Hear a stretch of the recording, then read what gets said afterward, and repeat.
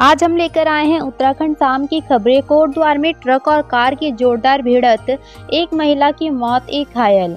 कोटद्वार सुखरव नदी पर बने पुल के पास एक भीषण सड़क हादसा हुआ। यहां कार और ट्रक की जोरदार टक्कर हो गई, जिसमें एक महिला की मौत हो गई जबकि एक युवक घायल हो गया। टिहरी हिंडोला खाल में नेपाली मजदूर की हत्या, घटना को अंजाम देने के बाद साथी मजदूर फरार। रुड़की में क्रिकेट खेलने के विवाद पर नमाज के दौरान मारपीट, एक की मौत, 4 घायल। ईद के बाद था निकाह। रुड़की में क्रिकेट खेलते समय खेत में गेंद जाने के विवाद में एक युवक की जान चली गई।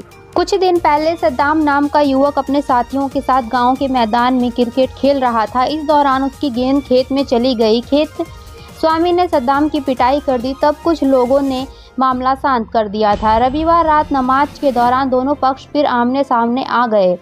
इस दौरान धारदार हथियार से हुए हमले में दोनों पक्षों के 5 लोग घायल हो गए। अस्पताल ले जाने पर डॉक्टर ने सद्दाम को मृत घोषित कर दिया। सद्दाम का ईद के बाद निकाह होना था। उत्तराखंड में चुनाव आचार संहिता उल्लंघन का पहला मामला, हल्द्वानी बेस अस्पताल के CMS को नोटिस। लोकसभा चुनाव 2024 की तारीखों की घोषणा होते ही उत्तराखंड के नैनीताल जिले में आदर्श चुनाव आचार संहिता के उल्लंघन का पहला मामला सामने आया है। हल्द्वानी सिटी मजिस्ट्रेट और ARO AP वाजपेयी ने शोभन सिंह जिन्ना बेस हॉस्पिटल हल्द्वानी के CMS को नोटिस भेजकर जवाब मांगा। रामपुर तिराहा कांड 1994, उत्तराखंड के आंदोलनकारियों पर गोली बरसाने वाले PAC के 2 जवानों को आजीवन कारावास। लोकसभा चुनाव 2024, चुनाव आयोग ने उत्तराखंड के गृह सचिव को बदलने के दिए आदेश। भारत निर्वाचन आयोग के आदेश के बाद उत्तराखंड में गृह सचिव बदले जाएंगे। उत्तराखंड में वर्तमान समय में IAS अधिकारी शैलेश बगोली बतौर गृह सचिव तैनात हैं। उत्तराखंड के तमाम हिस्सों में चुनाव बहिष्कार की आवाज बुलंद, पेशोपेश में निर्वाचन आयोग, सियासत भी गरमाई।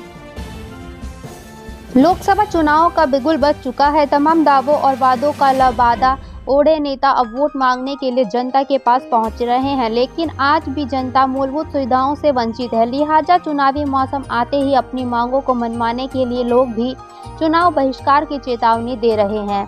आलम यह है कि तमाम हिस्सों से चुनाव बहिष्कार की आवाज बुलंद हो रही है, जिस पर सियासी दलों के बीच आरोप प्रत्यारोप भी जारी है। गोदियाल ने चमोली में किया जनसंपर्क, कांग्रेस नेताओं की टूट पर बोले समर्पित कार्यकर्ता आज भी पार्टी के साथ।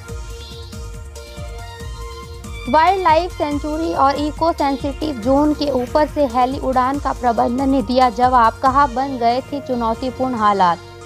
बीते दिनों Mussoorie George Everest wild life sanctuary और विनोक हिल से हेली सेवा को संचालित करने वाली कंपनी के खिलाफ वन विभाग ने केस दर्ज किया था।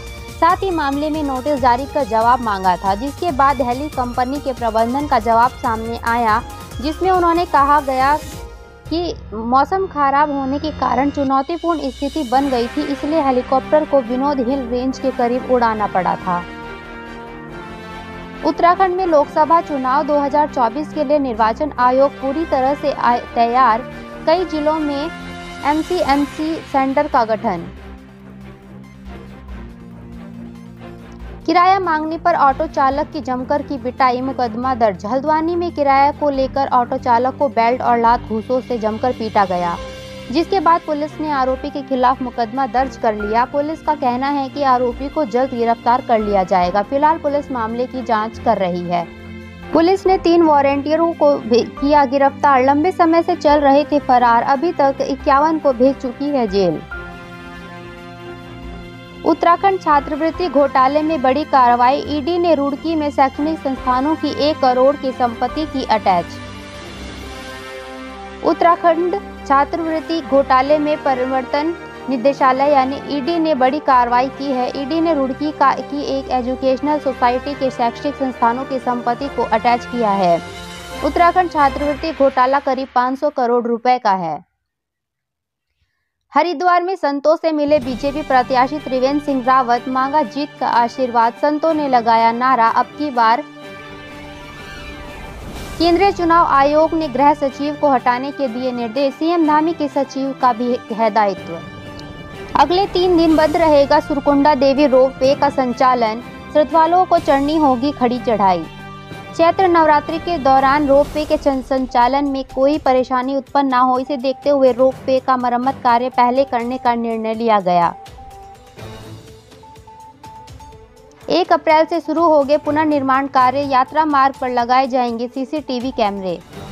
आगामी 10 मई से केदारनाथ यात्रा शुरू होनी है। लोक निर्माण विभाग द्वारा केदारनाथ तक पहुंचने के लिए गौरीकुंड केदारनाथ पैदल मार्ग पर बर्फ सफाई का काम किया जा रहा है।